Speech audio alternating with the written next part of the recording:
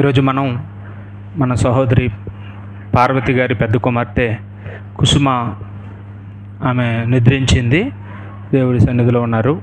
అయినప్పటికీ ఆమె యొక్క జ్ఞాపకార్థంగా ఆమె పుట్టినరోజు సందర్భంగా ఆమె తల్లి మన సహోదరి పార్వతి ఈరోజు ఈ కృతజ్ఞత కూటాన్ని ఏర్పాటు చేసి దేవుడి సన్నిధిలో గడపాలని నిర్ణయం తీసుకున్నందుకు ఆమెను మనస్ఫూర్తిగా అభినందిస్తూ ఉన్నానండి. ఈరోజు నేను పిరికివారు పరలోకానికి అర్హులా అనే పాఠాన్ని నేర్పించాలనుకుంటున్నానండి. అంశం ఏంటమ్మా? పిరికివారు పరలోకానికి అర్హులా.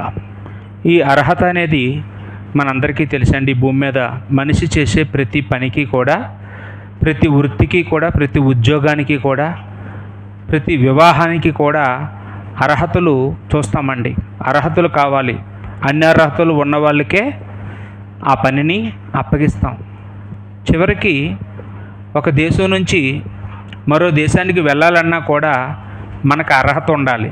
దాన్నే పాస్పోర్ట్ అంటామండి. అలాగే మన దేశం నుంచి మరో దేశానికి మనం వెళ్ళాలనుకుంటే ఆ దేశం వాళ్ళు మాకు ఏ అభ్యంతరం లేదని మనకొక వీసా ఇస్తారు. అది వీసా కూడా ఒక అర్హత. అంటే మనం పాస్పోర్ట్ ఉన్నా వీసా లేకపోతే కూడా వెళ్ళాం. మన దేశం అనుమతి ఇచ్చినా అవతల దేశం కూడా అనుమతి ఇవ్వాలి. అంటే ఇలాగా ఈ భూమి మీద మనిషి ఏది చెయ్యాలన్నా అర్హత కావాలి. ఏంటండి, ఏ ఉద్యోగం చేయాలన్నా, పెళ్లి చేసుకోవాలన్నా ప్రతిదానికి కూడా అర్హతలు. ప్రభుత్వ పథకాలు పంచాలన్నా ఎవరికి ఇస్తారండి? అర్హులైన వాళ్ళకే ఇస్తారు. అర్హత లేనిదే ఇస్తామని ఏది ఉండదు. ప్రతిదానికి ఏముంటుందమ్మా? అర్హతలు ఉంటాయి. అంటే ఒక మనిషి ఒక ప్రాంతం నుంచి మరో దేశానికి వెళ్ళడానికి అర్హత కావాలంటే, మరి భూమి మీద నుండి పరలోక రాజ్యానికి వెళ్ళాలంటే ఏంటి, పరలోకం అంత ఫ్రీగా ఇస్తారా? పరలోకానికి అర్హతలు అవసరం లేదా? ఖచ్చితంగా పరలోకానికి కూడా మనిషికి అర్హత కావాలండి. పరలోకం అనేది అంత సామాన్యమైన విషయం కాదండి. అది దేవుడుండే లోకం. పరలోకంలో మనం ఉండాలంటే మరి దేవుడి యొక్క మనసు మనకు తెలియాలి. దేవుడు ఎలాంటి వాడో మనం తెలుసుకోవాలి. దేవుడి యొక్క మనసు మనకు తెలియాలంటే ఆయన యొక్క గ్రంథాన్ని మాత్రమే చదవవలసిన వారంగా ఉన్నాం. ఆయన గ్రంథంలో దేవుడు ఆయన ఎలాంటి వాడో రాయించాడండి. తిమోతికి రాసిన మొదటి పత్రికలో 6వ అధ్యాయం 16వ వచనంలో చూస్తే అక్కడ రాయబడిన మాట మనం చదివితే, సమీపింపరాని తేజస్సులో ఆయన మాత్రమే వహించుచు అమరత్వం గలవాడై ఉన్నాడు అనే మాట ఉందండి. అంటే ఎవరు ఆయన సమీపించలేరా? ఎవరూ సమీపించలేరు. సూర్యుడి దగ్గరికి ఎవరైనా వెళ్ళగలరా? ఏమండి, శాస్త్రవేత్తలు చంద్రుడి దగ్గర చంద్రమండలానికైనా వెళ్ళారు, కానీ సూర్యుడి దగ్గరికి వెళ్ళగలరా? వెళ్ళలేరు. సూర్యగోళం దగ్గరికి వెళ్ళడానికి ఎవరు సాహసించరు. మరి దేవుడి దగ్గరికి వెళ్ళడానికి సాహసిస్తే ఏమైపోతారండి? ఏమండి, కాబట్టి దేవుడుండే పరలోక రాజ్యానికి వెళ్ళాలంటే ఆషామాషి కాదు, మాటలు చెప్పినంత తేలిక కాదు. దానికి చాలా అర్హత కావాలి. మరి ఎవరైనా దేవుడి దగ్గరికి వెళ్ళారా ఇంతకుముందు అంటే యోహాను సువార్త 1:18 ఉందండి. ఎవరునూ ఎప్పుడునూ ఆయన్ను చూడలేదు, తండ్రి రొమ్మునున్న అద్వితీయ కుమారుడే ఆయనను బయలుపరచును. తండ్రి అయిన దేవుణ్ణి ఎవ్వరూ చూడలేదట, ఎప్పుడూ చూడలేదట. ఒకే ఒక ఆయన చూసి బయలుపరిచాడట. ఎవరు? పరలోకం నుంచి వచ్చింది ఎవరంటే ఒకే ఒక ఆయన వచ్చారు. ఎవరు ఇప్పుడు వచ్చి పరలోకం వెళ్ళింది లేదు, వచ్చింది లేదు. వెళ్ళినవాడు వచ్చినవాడు ఒకడే. ఎవరమ్మా? యేసుక్రీస్తు వారు. ఆయనే తన తండ్రి యొక్క లక్షణాలన్నీ కూడా భూమి మీద అందరికీ తెలియచేయడం అనేది మనం చూస్తూ ఉన్నామండి. యోహాను సువార్త 3:13లో పరలోకం నుండి దిగివచ్చిన వాడే అన్నాడు. మనుష్య కుమారుడే తప్ప మరెవ్వరూ పరలోకానికి ఎక్కిపోలేదు. ఎక్కిపోయినవాడు కూడా ఆయనే, దిగినవాడు కూడా ఆయనే, చూసినవాడు ఆయనే, చూసి చెప్పినవాడు కూడా ఆయనేనండి. కాబట్టి మరి దేవుడి ఉండే ఆ లోకానికి, ఆ పరలోకానికి మనందరం వెళ్ళాలి అంటే మనకి దేవుడి గురించి ఎంత తెలియాలి, ఎంత దేవుడి గురించి మనం నేర్చుకోవాలి, మనం ఎంత భక్తిగా ఉండాలి, మనకి ఎన్ని అర్హతలు ఉండాలి అని ఆలోచన చేస్తే ఈ లోకంలో చాలామంది ఏమనుకుంటారంటే మరి యేసుప్రభు మాల ఒక 40 రోజులు వేసుకుంటే సరిపోద్ది అనుకుంటుంటారు. 40 రోజులు యేసుప్రభు మాల వేసుకున్నంత మాత్రాన ఒక 3 నెలలు మాల వేసుకుంటేనో ఒక ఒక రెండు నెలల్లో 3 నెలల్లో భక్తి చేస్తే పరలోకం వెళ్ళిపోమండి. ప్రకటన గ్రంథంలో మాట ఉంటుంది, ప్రకటన 2:26లో మరణం వరకు అన్నమాట. ఎంతవరకు అమ్మా? ఎంతవరకు మనం నమ్మకంగా ఉండాలని అన్నాడండి అక్కడ? మరణం వరకు నమ్మకంగా ఉండాలి. అంటే నువ్వు జీవించిన కాలం ఎంతకాలం అయితే ఉంటుందో అంతకాలము కూడా నువ్వు దేవుడికి నచ్చినట్లుగా ఆయన మనసు తెలుసుకుంటూ ఆయన ఆజ్ఞలు పాటిస్తూ మనం ఎవరైతే ఈ భూమి మీద యాత్రను కొనసాగిస్తామో వాళ్ళే పరలోక రాజ్యానికి వెళ్ళడానికి అవుతుంది అండి. అంటే మనం పిల్లలు ఎగ్జామ్స్ రాస్తూ ఉంటారు. పాస్ మార్క్ ఎన్ని మార్కులకు ఉంటుంది? 35 మార్కులు వస్తే పాస్ మార్కులే. కానీ దేవుడు పరలోక రాజ్యానికి మాత్రం అలాంటి అవకాశాలు ఇవ్వలేదండి. అలాంటి అవకాశం లేదు. మనం దేవుడు ఎంత ఖచ్చితంగా ఉంటాడో మార్కు సువార్త 10:21 చదివితే దేవుడు మనసు అక్కడ మనకు కనపడుతుందండి. ఒక వ్యక్తి యేసుక్రీస్తు దగ్గరికి పరిగెత్తుకుంటూ వచ్చాడట. యవ్వన కాలంలో పరిగెత్తుకుంటూ వచ్చాడు. మంచి ప్రశ్నతో వచ్చాడు. ఏమండి, వస్తానే మోకాళ్ళు వేశాడు. యేసుక్రీస్తుని సద్బోధకుడా అని సంబోధించాడు. ఆయన వచ్చి అడిగింది కూడా ఆగతాయి ప్రశ్న కాదు, చాలా విలువైనటువంటి ప్రశ్న.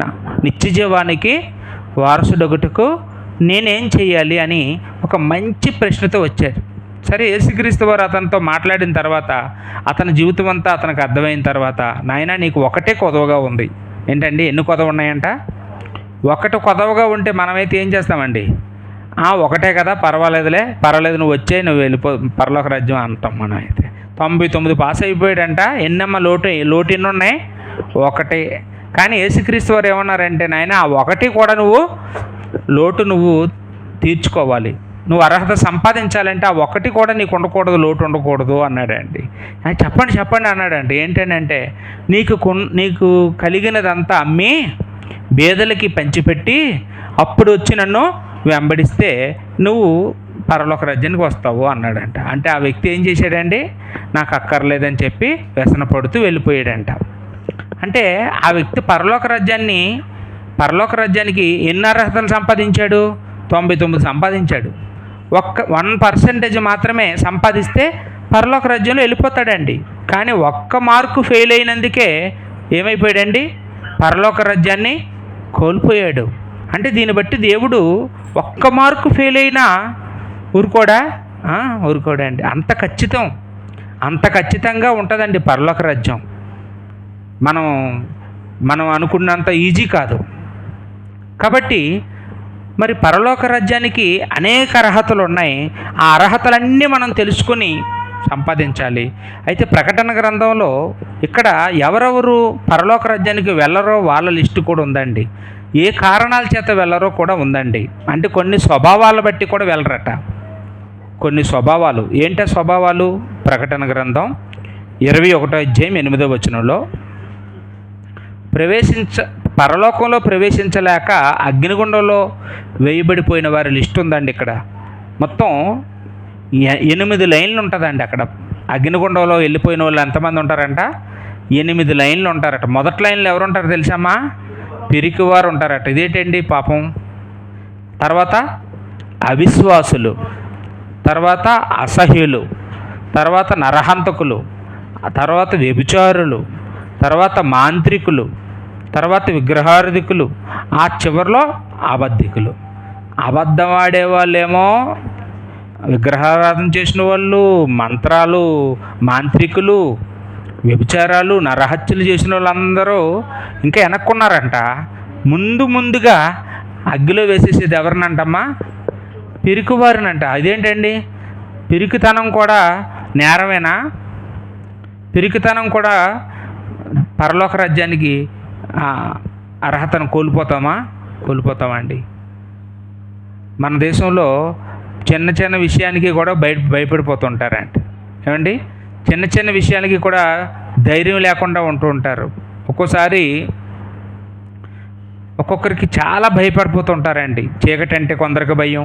ఏమండి, నీటిలో దిగాలంటే కొందరికి భయం, పడవ మీద వెళ్ళాలన్నా భయమే, ఆ, పావులంటే కొందరికి భయం, ఎండ అంటే కొందరికి భయం, ఏదైనా ఎత్తైన ప్రదేశంలోకి వెళ్ళాలన్నా భయపడిపోతుంటాం, ప్రయాణాలు చేయడానికి భయపడిపోతుంటాం, కొన్ని అనారోగ్యాలు చూసి భయపడిపోతుంటాం.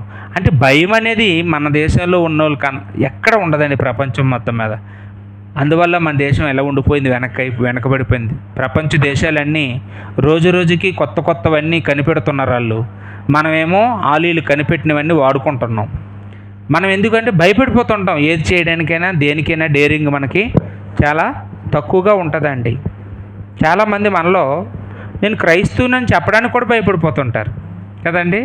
పబ్లిక్గా నేను దేవుడిని నమ్ముకున్నాను, బాప్తిసం పొందుకున్నాను, నేను చర్చికి వెళ్తున్నాను అని చెప్పడానికి కూడా భయపడిపోతుంటారు. ఏదో రహస్యంగా నాకు కూడా దేవుడు అంటే ఇష్టమేనండి అంటూ ఉంటారు. బహిర్గతంగా చెప్పలేరు ఆ విషయాన్ని. యేసుప్రభు అంటే నాకు కూడా గౌరవమేనండి, నాకు కూడా తెలుసండి, నాకు ఇష్టమేనండి అంటారు తప్ప ఆ ఇష్టాన్ని పబ్లిక్లో ఎక్కడ మాట్లాడలేరు. అలాంటి వాళ్ళు యేసుక్రీస్తు శరీరధారిగా ఉన్న కాలంలో కూడా ఉన్నారంట అండి. యోహాను సువార్త 12:42 యేసుప్రభు శరీరధారిగా ఉన్న కాలంలో కూడా ఇలాంటి పిరుకోలు ఉన్నారంట. ఎవరా పిరుకోలు? ఇంతకీ సామాన్యులేం కాదు, విద్యావిహీనులేం కాదు. అధికారులలో అనేకులు ఆయన యందు విశ్వాసం ఉంచారు, కానీ సమాజము వారిని వెలివేయుదురేమో అని అనుకొని ఒప్పుకోలేదు. ఒప్పుకుంటే ఏమవుతుందండి?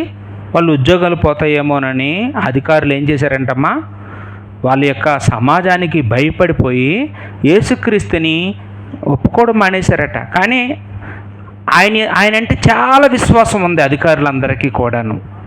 ఏమండి, అధికారులు మనుషుల మెప్పును కోరుకున్నారు కానీ దేవుని మెప్పుని కోరుకోలేదు అని అక్కడ తర్వాత మాటలో రాయబడిందండి.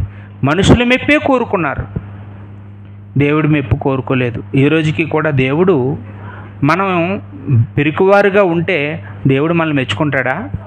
ఏమండి, దేవుడు ఎవరిని మెచ్చుకుంటాడు? ధైర్యవంతులు మెచ్చుకుంటాడు. దేవుడు ధైర్యవంతుడే, పిరికోడమ్మా. దేవుడు ధైర్యవంతుడైనప్పుడు ఆయన పిల్లలు ఎలా ఉండాలని కోరుకుంటాడు? ధైర్యవంతులుగా ఉండాలని కోరుకుంటాడు. దేవుడు ధైర్యవంతుడైన బైబిల్ ఎక్కడుంది? ద్వితీయోపదేశకాండము 10:17 ద్వితీయోపదేశకాండం 10:17 ఆయన గురించి రాయబడిన మాట, భయంకరుడు.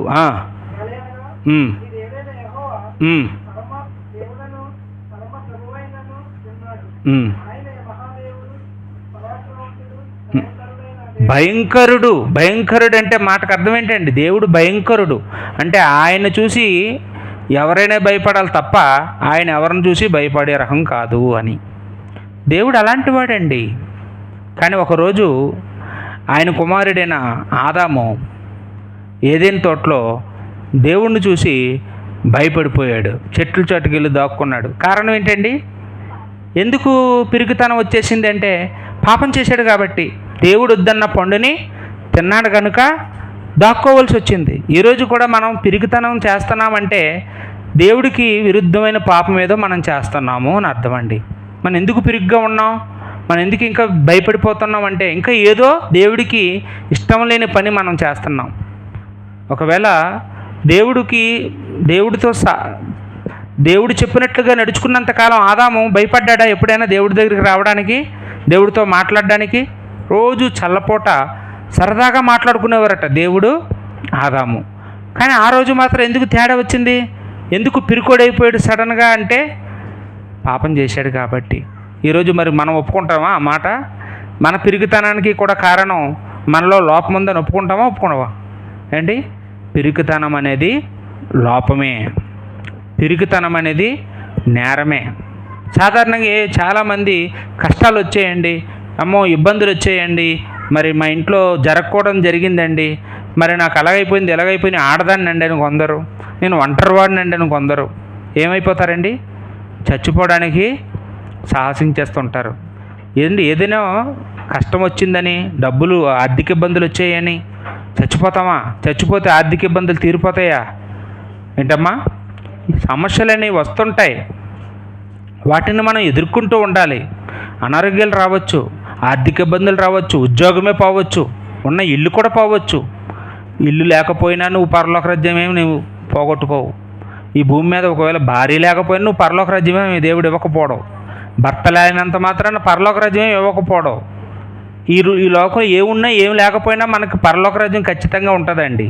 కానీ పిరికితనంతో ఉంటూ ఎన్నున్నా పరలోక రాజ్యం ఉండదు.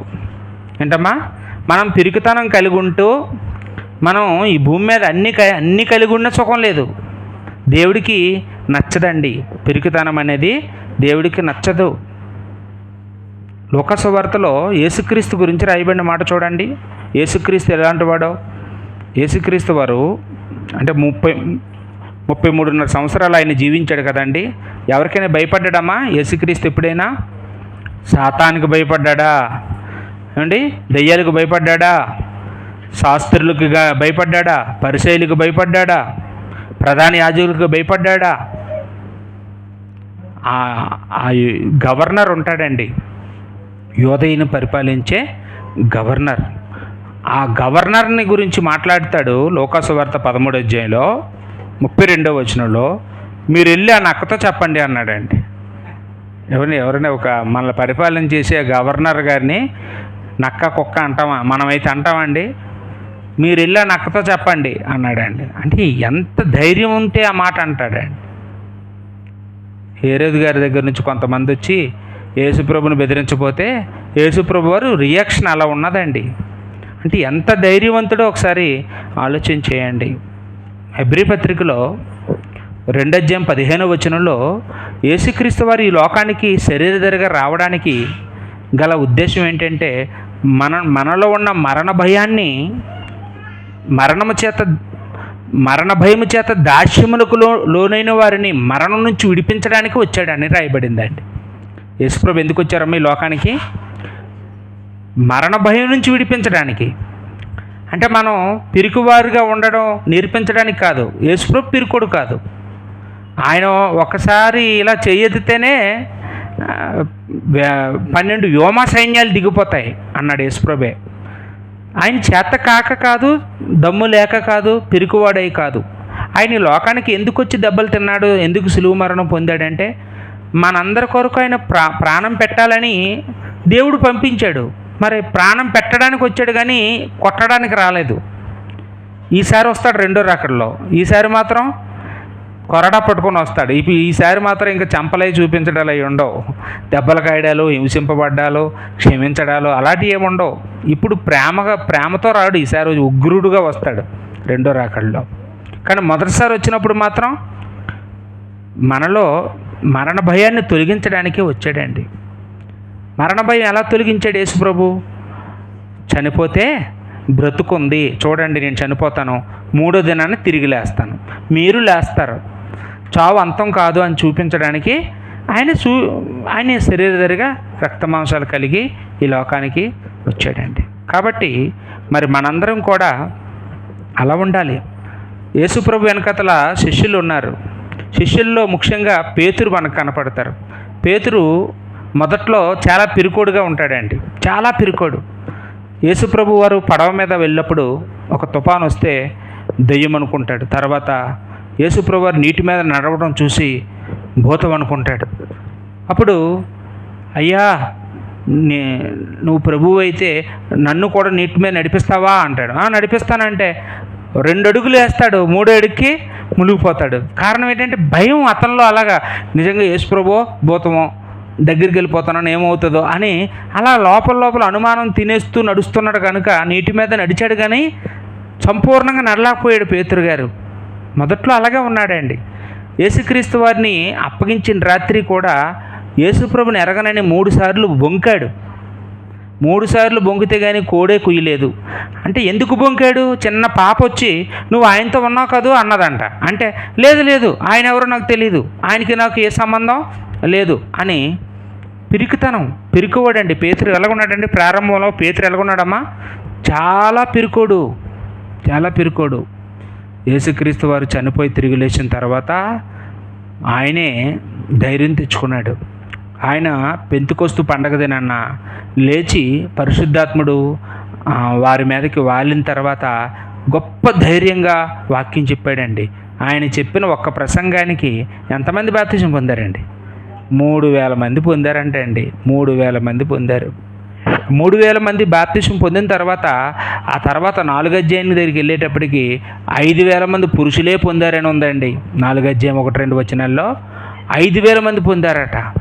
ఆ తర్వాత ఏంటి ఇతను చూస్తుంటే ఇటు వేలకు వేలే, ఒక ప్రసంగం చేస్తే 1,000 మంది బాప్తిజం ఇచ్చేస్తున్నాడు పేతురు గారు అని చెప్పి ఆందోళన పడిపోయారట యోధా నాయకులు, మత నాయకులు. వాళ్ళు ఏం చేశారంటే అప్పుడు వెంటనే ఈ పేతుర్ని, యోహాన్ని కూర్చోబెట్టి, అయ్యా మీరు ఈ రోజు నుంచి ఎక్కడ యేసుప్రభు గురించి బోధించడానికి వీల్లేదు, ఈ రోజు నుంచి మీరు మారిపోవాలి, లేకపోతే మాత్రం మేము మిమ్మల్ని చంపేస్తాం అని చెప్పేసి గట్టిగా బెదిరించారంటండి.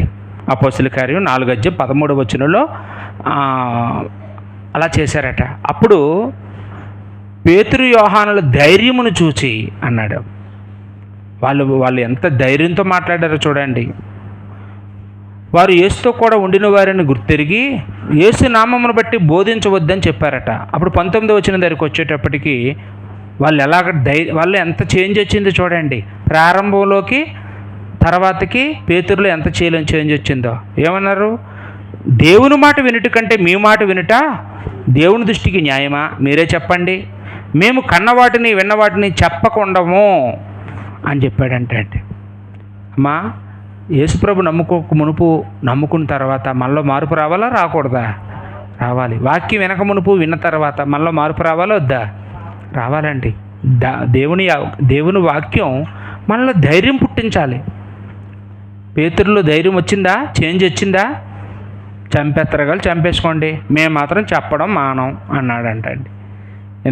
మనం అలా అంటామండి.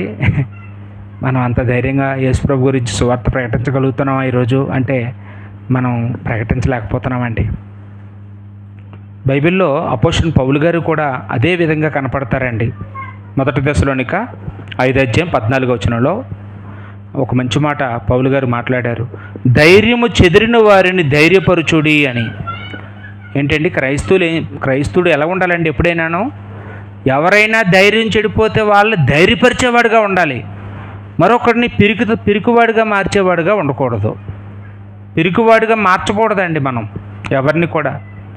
ఎవరిలోనూ పిరికితనాన్ని ఎక్కించకూడదు. మనం ధైర్యాన్ని ఎక్కించాలి. మన వల్ల మరొకరు మండాలి. మండుతున్న కట్టెలో పచ్చికర్రలు పడసిన కాలిపోతాయి కదండి.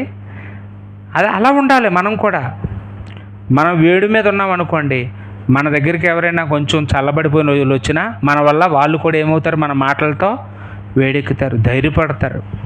ధైర్యంగా ఉంటే ఏదైనా సాధించగలమండి. పిరికితనంతో ఏది సాధించలేం. పౌలు గారు అంటారు ఫిలిప్పీ పత్రిక 1:21లో, బ్రతుకుతే క్రీస్తు, చావు అయితే లాభం అన్నాడు. అంటే బ్రతికితే క్రీస్తు ఉంటే ఈ భూమి మీద ఉన్నంతకాలం దేవుడి సేవ చేస్తాను, చచ్చిపోయినా లాభమే, దేవుడి దగ్గరికి వెళ్ళిపోతాను.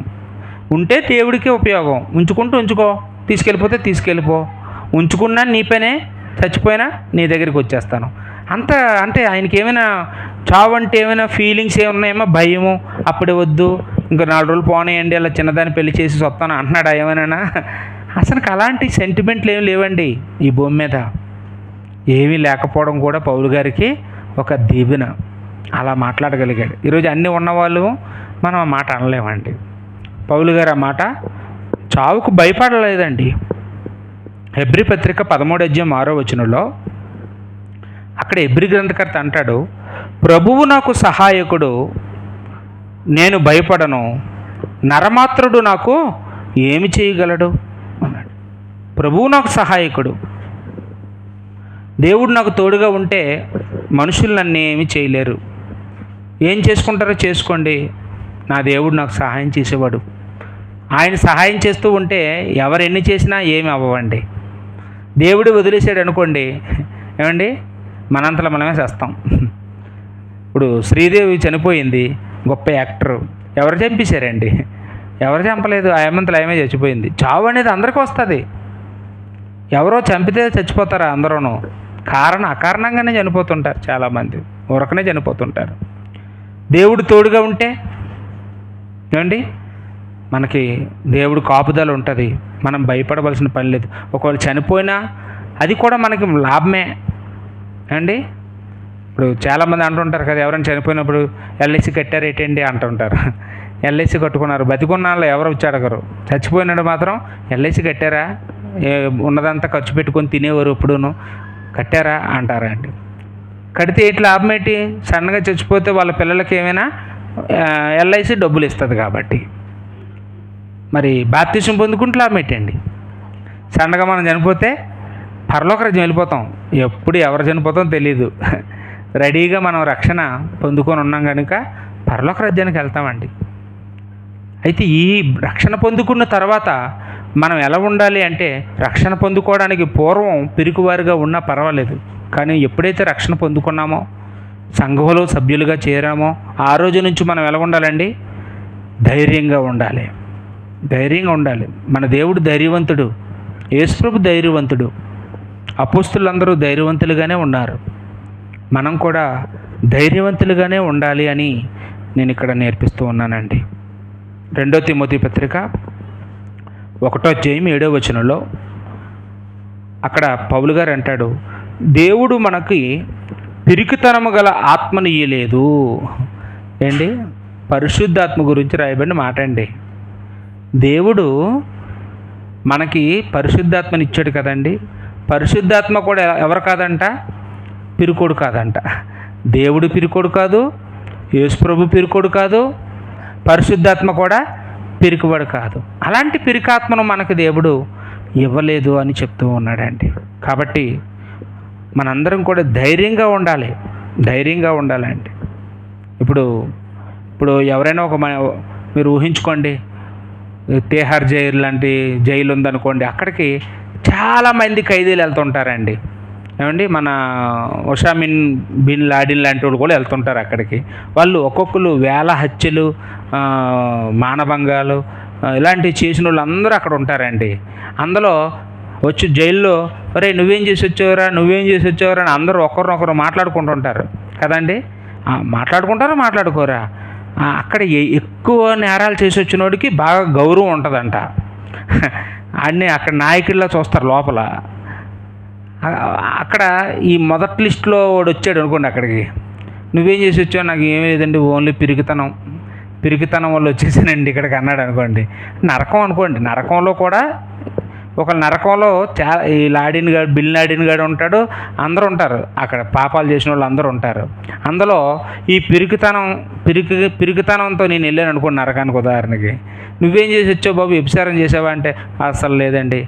మరి తాగావా? అసలు అలాంటి అలవాట్లు లేవండి. ఎవరినైనా చంపావా? ఎప్పుడు ఎవరికి కూడా మా ఆవిడని కొట్టలేదండి అన్నాను అనుకోండి. మరి ఏం చేసి వచ్చావు బాబు ఇక్కడికి అంటే, ఏమీ లేదండి, పిరికితనం అండి. ఏంటి పిరికితనంతో వచ్చేసావా నరకానికి, పరలోకానికి కోల్పోయావా అని దేవుడు ఎంత ఆశ్చర్యపోతారో చూడండి ఒకసారి. లేకపోతే వాళ్ళందరూ ఎంత ఆశ్చర్యపోతారో మనల్ని చూసి, ఏమండి. కానీ దేవుడి దృష్టిలో మాత్రం ఏదైనా నేరమేనండి. నరహత్య ఎంత నేరమో పిరికితనం కూడా అంతే నేరం. కాబట్టి మనం పిరికివారిగా ఉండడానికి వెళ్ళలేదు. ధైర్యవంతుడు ఒకేసారి చేస్తాడు, పిరికోడు ప్రతి క్షణం చేస్తాడండి. ప్రతిరోజు చేస్తాడు పిరికోడు. అన్నిటికీ భయపడుతూ అమ్మో అనుకుంటూ బతుకుతా. ఎప్పుడు అది ఏం బతుకండి, అది ఏం బ్రతుకు చెప్పండి. చీమకి భయపడి, బల్లికి భయపడి, తుమ్ముకు భయపడి, కుక్కకు భయపడి ఏం బ్రతుకు. ఒకేసారి మనిషి అన్న వాడికి ఏదో రోజు చావు తప్పదు. ఒక్కసారే ధైర్యవంతుడు దర్జాగా రాజులాగా చచ్చిపోతాడండి. పిరికోడు ప్రతి క్షణం చస్తూ బతుకుతాడు. కాబట్టి దేవుడి పిల్లలు అలాంటి బ్రతకకూడదు. మనందరం ధైర్యంగా ఉండాలి, ధైర్యవంతులుగా ఉండాలి.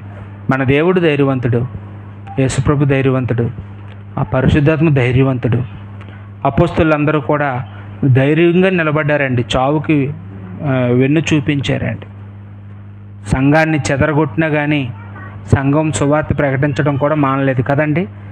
సంఘాన్ని చెదరగొట్టేశారా, మానేశారా సువార్త చేయడం? ఎక్కడికి వెళ్ళినా ధైర్యంగా సువార్త చేశారు. కారణం ఏంటంటే ధైర్యం. క్రైస్తవుల్లో ఉండవలసింది ఏంటమ్మా? ధైర్యం. కాబట్టి అంత ధైర్యంగా మనందరం కూడా ఉండడానికి దేవుడు మనకి వాక్యాన్ని ఇచ్చాడు. మరి పార్వతి కూడా తన కూతుర్ని కోల్పోయిన దగ్గర నుంచి మరి కుటుంబంలో వస్తున్న చిన్న చిన్న సమస్యలకి అన్నిటికీ కూడా భయపడిపోతుంది. అలా భయపడే బ్రతుకు మనకి ఉండకూడదమ్మా. దేవుడు ధైర్యపరుస్తాడు. యేసుప్రభు వచ్చిందే మనలో మనలో భయాన్ని తొలగించడానికి వచ్చాడు, కానీ మనల్ని భయపెట్టడానికి కానే కాదు. ధైర్యంగా ఉండడానికి ప్రయత్నించేద్దాం. ఈ లోకంలో ఎవరు విడిచినా దేవుడు మనల్ని విడవడు. ఈ లోకంలో ఉన్న బంధాలన్నీ తాత్కాలికమే, కొద్ది కాలమే ఉంటాయి. ఎవరున్నా కానీ మనం చచ్చిపోయే వరకే, మన సమాధి దగ్గర తీసుకెళ్లే వరకే. కానీ మనతో పాటు శాశ్వత కాలం ఉండేవాడు ఎవరంటే దేవుడండి. ఆ దేవుడి మీద ఆధారపడి మనం బ్రతకాలి తప్ప మనుషుల వైపు చూడకూడదు. మనుషులు ఇవాళ ఉంటారు, రేపు ఉంటారు. మనుషులు నమ్మదగిన వాళ్ళు కాదు, దేవుడు నమ్మదగినవాడు. అలా ఉండడానికి ప్రయత్నించేద్దాం. ఓపికగా వాక్యమని మీ అందరికీ వందనాలు చెల్లించుకుంటూ ముగిస్తున్నానండి.